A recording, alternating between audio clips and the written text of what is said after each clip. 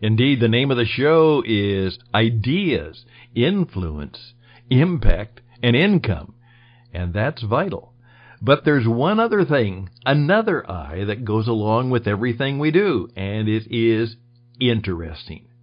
That's right. You see, when you get involved in podcasting, when you get involved in reaching out to other people, you run into some of the most interesting people, and you learn some of the most interesting things. And so guess what happens? You become interesting, and that might be the very best of all.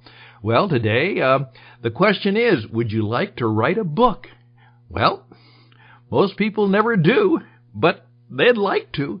But I'm going to invite you to listen to an interesting gentleman who lived a life as a rancher, as a person just like you and me, and then he went from rancher to writer to author. And we're going to listen to his story. The program is for you for this weekend together, and it begins right now.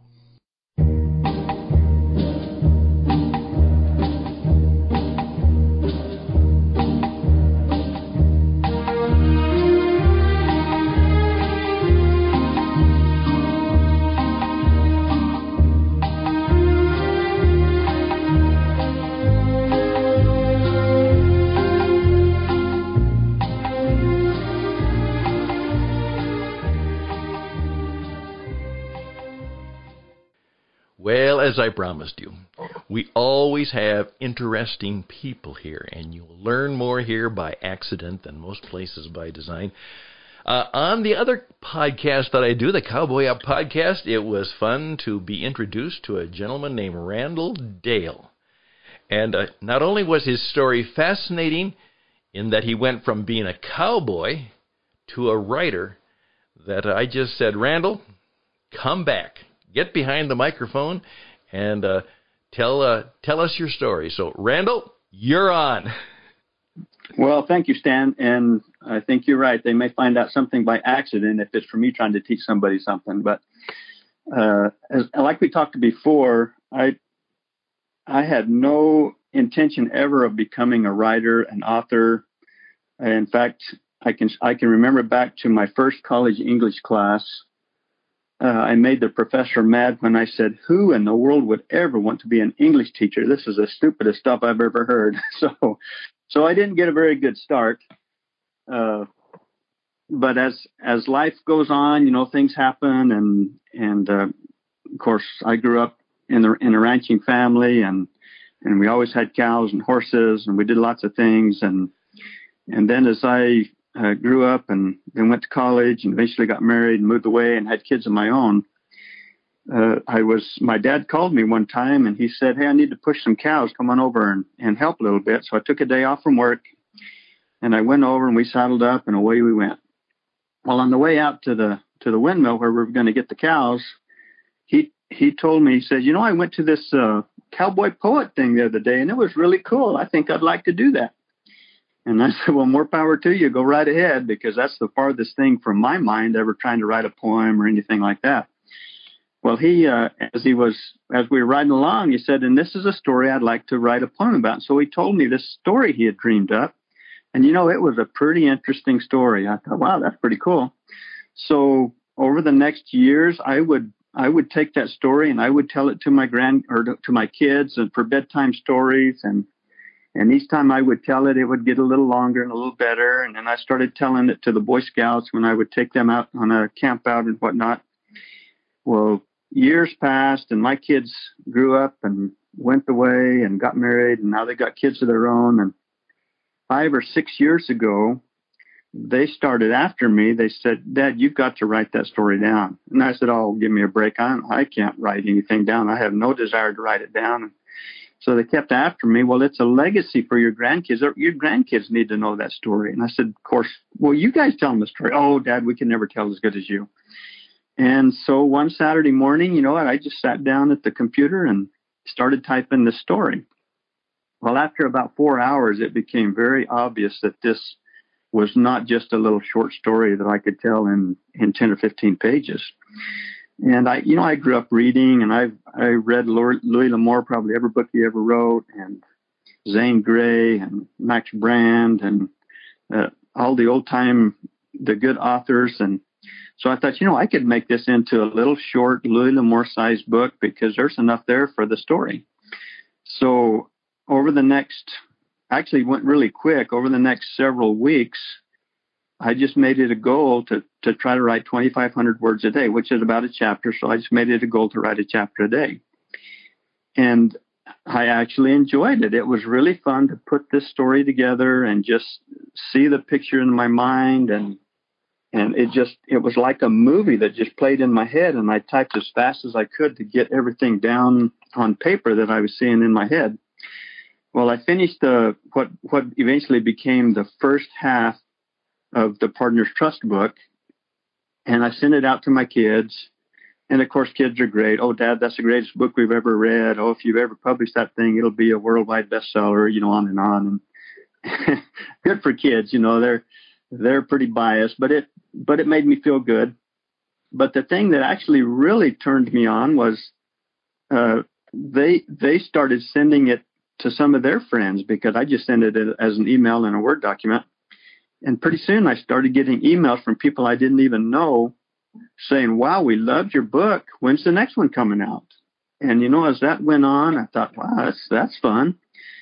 And because of Amazon now, publishing is so easy. And I got a little help, because that was way out of any realm of being in my comfort zone. But I got a little help, and I got the first book up on Amazon. And then I thought, well, the sequel to that would be pretty cool too. And probably the interesting story about the sequel, and I think this is probably, Stan, what piqued your interest a little bit. When I started to write the sequel, of course, the first story, the first half of the book, or my first book, I had been telling that story to everybody who would listen and just loved that story. So I knew it. I knew it really well. And I knew all the characters really well. But then as I started writing the second book, I had an idea how I would start it, and I had an idea how I would finish it, but I had no idea where the middle was going to go. So I just would kind of sit back and daydream, and pretty soon this movie started playing in my head. And incredibly, people would just show up. They were these characters would show up that really had nothing to do with the story, but they were there, and like they were knocking on my front door, and I'd invite them in and sit in my living room, and we just visited and talked, and I got to know them, and they somehow wanted to be in the story. One in particular, and just as a disclaimer here, the first Partners Trust book now is these first two books put together. It's a part 1 and a part 2. So in part 2, as I was writing it, I met these people in my mind and just got to be friends with them. It was like they were begging me to put them in the story. And as the movie started playing out in my mind, suddenly they were there, and things were happening in the story with those people included that just fit perfectly into the story where I wanted to go. It was such an incredible experience that, like I say, to me, these people are real people. So anyway, I finished the second book, and I combined the two and made Partners Trust.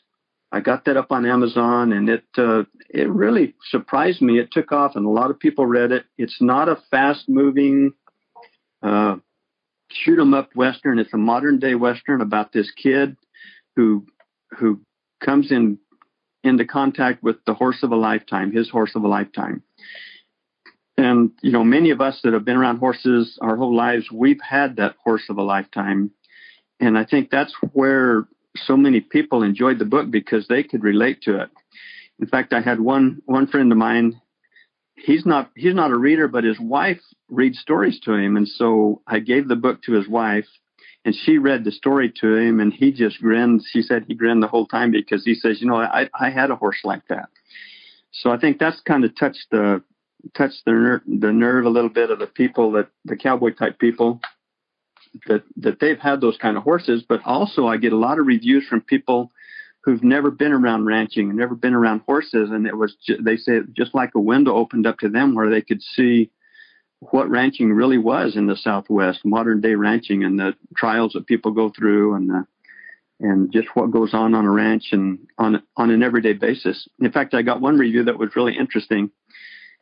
This lady said, I found myself after I read, almost half the book, I found myself stopping and thinking, I should be bored to tears with just every day what this kid named Ricky, what he did every day. But she said it was just fascinating, the little things, the day-to-day things that people do, and with horses and with cows and just things that went on. So anyway, it's been really a fun journey for me, going from never even dreaming of being an author to being an author that actually people are buying my books and enjoying them, which is very gratifying to me. So that's my story, and I'm sticking to it, Stan. Well, I am smiling a mile wide, so I have a good face for radio for the first time. That is the delightful part of the story. That is what I loved. And a couple things, and then I'd like to just ask a couple questions, because I do know right now that when people hear this, and I'm going to be recommending it for sure to a number of people, and they're going to be wanting to ask you questions. So we'll make a commitment that maybe we'll do that sometime, okay? Okay, it sounds good. But let me ask you this, is one of the men that has helped me has been a guy named Stephen Pressfield, a writer. And he, though he came late to any kind of faith tradition, had often said that he really believed, and he actually used the word, that there is a spirit force, and he gave it the name Spirit Muse, that actually would help him write his books. And that got me to thinking, and so I invented a new word. Rather than saying inspired, I said inspirited. That there's a thing about the God of the universe who may actually have a part in giving us a fun purpose in life. And would you say your books were a little bit inspirited? I'd love to hear that from you. Well, I think they were inspired in large part by the way that I grew up. I mean, we were just country folks, just country kids. We worked all the time, but it was fun work. It wasn't my dad just sending us out to dig post holes. He was there with us. We worked together all the time, whether it was fixing fence or hauling water or hauling feed or gathering cows or whatever. We all worked together. So a lot of the story, at least the Partners Trust books, came from experiences that I had when I was a kid. And the horse, the once-in-a-lifetime horse that Ricky in the book had, was inspired by a horse that my dad had when I was just a little bitty kid. And the character Ricky, and I told Alan this, he's patterned after my brother, but I don't want my brother to know that because he'll get a big head. But he was the one that really studied ranching. He really studied horses, and I'll be the first to admit, he's a much better horseman than I ever was or ever planned to be. So in that respect, it was easy to write, and the inspiration came from real life situations. So it's not I don't know that I could write a book about spies in Russia because I have no knowledge of that, anything, but these books are just books that are inspired from the way I grew up and the people that I knew when I was growing up, and some of the old time cowboys that the best description of them will, when you say, well, he was a good old man, those are the people I grew up with. I hope that answers your question. Well, it does, and I'm gonna do a little say thank you. I'm glad you agree with me, because years ago, when I did a lot of teaching of young men and women to be public speakers, they were required to take a speech class. Right. And I wasn't a regular professor. As I said, I was just an overeducated disc jockey who they asked to bring in and teach. And it was at a church college, and I simply said to them, when you write your speech, I don't want you to go and research it in the library. And of course, the English teachers are going to get terribly mad at me for saying that. I knew that. And I said, I want all of your speeches, and I gave them 3 or 4 they had to do. I said, I don't want you to research it. I want you to go into your own experiences in life so far and find the subject in something that's important, powerful, meaningful, or something that moved you. And I'm sticking by that suggestion. And that's what you confirmed, so I'm so grateful. Yep, it's much easier to write about something you know a little bit about. Well, and as a result, many of them actually came up with speeches, as I would say, that stirred the mind, moved the spirit, and touched the heart. I remember literally a young woman who started her speech by telling the story. She's going to tell a story about her friend who had been made to get an abortion. She was unmarried and pregnant, and her parents made her get an abortion, and how terrible that was for her. And, of course, I saw it coming. And, of course, at the very end of the speech, she admitted that it was her. Oh, wow. That's pretty powerful. Oh, and literally in a bunch of college freshmen, there wasn't a dry eye in the place. I bet. And an embrace to that, and she said, "This is the first time I've ever told that story to anybody because I knew this was a safe place to do it." Mm-hmm. Wow. So I just want to share that with you because you're telling people to write by going to their own experiences is, I think, one of the greatest lessons. Please listen to that. Okay? Right. I love that. Now, cool. Just for a little technical thing, once you got your story, you are absolutely right. You just publish it yourself on Amazon. Right. Talk exactly. about that, because that's what people get hung up on. Well, it's not something I enjoy doing, but basically, and quite frankly, the hardest part of being an author is the editing. That's right. It's dreadful. I hate that with a passion. And when I send the book off to anyone who's agreed to edit for me, then they send the corrections back. Then I have to go back and fix things. It's dreadful. It's just dreadful.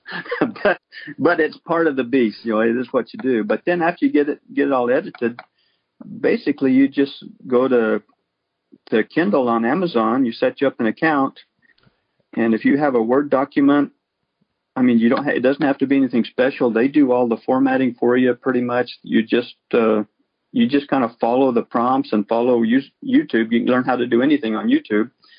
And you just follow what they tell you to do, and the next thing you know, you're published. That's right. Yeah. Mm-hmm. Right. So now the hardest part is, and this is kind of a two-edged sword. The hardest part is getting people to buy your books because there are millions of books out there, and unless somebody somehow finds you, they're not going to find you to buy your book because you're just mixed into everything else. And quite frankly, it was frustrating for me because my books are clean. There's, I may say damn and hell one time in the books. There's no violence. They're just good cowboy stories. And it was really frustrating to me that some of my keywords that I put up were clean cowboy stories, almost like Christian books. Not really. They're not Christian books, but they would fit in that genre in that they're just clean. Mm-hmm. And then I would go to Amazon and I would type in my keywords that would hopefully bring my book up just to see how it would come up. And I would type in clean Western or clean romance or Christian books, those type of things. Well, you know what? The first 20 that came up were the what do you call the erotica Western type thing. Oh my goodness! How do you compete against that when those are the ones that all come up when you search? And so many people, the people that actually read my books, they're not reading those kind of books. They don't want those. But how do you find them on Amazon? Right. So that's the hardest part. But then the reason I call it a two-edged sword is I would say if you're writing to sell your books and make the money, then go find you another job, because that's not what it's for. I wrote because it was a legacy for my kids and grandkids. It was fun for me. I learned the characters, knew them, and I just wrote. And as a result, almost accidentally, became an author that actually made some money with my books. But anytime I got to the point, and quite frankly, I'm almost to that point right now, if I'm thinking, I need to get another book out so I can sell it, then that's not my motivation. I really don't want to write another book just so I can sell it. I've got what I think you counted them, Stan, 10 or 12 books on Amazon now, and they've done really well. And I had my most recent was actually a Louis L'Amour type Western about a U.S. Marshal in the 1880s in Tucson, Arizona. His name Branson Hawk. Yes. Very, very successful series. I sold lots of those books. I need to write number 4, or actually number 5. There are 4 books in that series that did really well. And I started number 5, but I'm just right now, I'm just not seeing the movie. And I keep telling myself, dadgum, here's people want to buy this book and I can make a lot of money. And then I catch myself and say, that's not the reason that I'm writing the book. And if I'm not writing for my grandkids for legacy or just because it's fun, then I don't need another job. And when it turns into writing for money, then it's just another job. That's right. Well, thank you so much. Now, if I can just add a little teacher, disc jockey, writer myself clue to this, is you should take this podcast and you should play it again 3 or 4 times, because each time you play it, you're going to learn something new from Randall about that, and very, very much that this was written from the heart, and he accidentally did something that I would advise you to do. In effect, before he wrote the book, he got about 3, 4, 5, eventually 12 people who liked it. And there you had, as the master entrepreneur did, you've got 12 followers. Start there. So good advice. Yeah, and please play it again, Randall. Please promise me that when you get that, when the story comes back, when the movie starts again for the next book, you'll let me know, because we'll talk about that. But I just know that from time to time, people are going to want to hear more advice for how they can not write a book for money, but tell a story for a legacy. Hey, that sounds good for me. You call me anytime. Very good. Thank you so much. Best and blessings to you, and we'll be in touch. Bye for now. Thank you.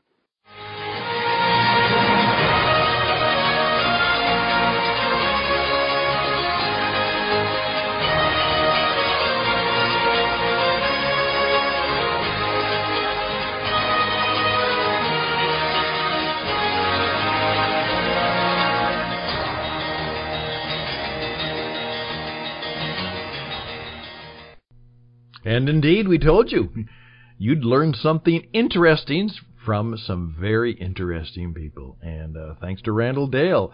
I hope that encourages you to see and to say and to perhaps be bold enough to say, hey, I am going to do it. I'm going to do it.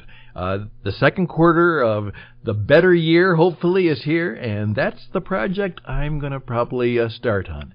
Start by writing to people you know and love. Write to friends. Write to children. Tell stories, and see what might happen. I'm Stan Houston, and the program is designed to help you do what you want to do, what you can do to make things happen. It's ideas, influence, impact, income, and ways to make yourself a little more interesting. Hey, would you like to be on the program? We'd love to do 2 things. First of all, I'd love to teach you how to have your own program just like this, because you can now. Right now, 4 people, maybe even my friend Randall, will say, you know what? I ought to do this on a regular basis. But a number of people are doing that, and it's the way that you can reach out with your wisdom, insight, and truth. And perhaps you'd like to audition to be on this program, to start your first guest appearance on the Creator Entrepreneur Podcast. Reach out to me at stanhouston@gmail.com, stanhouston@gmail.com. Remember, it's your turn in your town, and it's your world, and you're on the radio. All the best and blessings to you. Take care as we enter into a very sacred time of the year for those of us in the Christian tradition. May you understand that good things come out of tragedy, and in fact, life and life everlasting can be a result of tragedies that befall us, and when we become people who overcome. Thank you so much. Take care. Bye for now.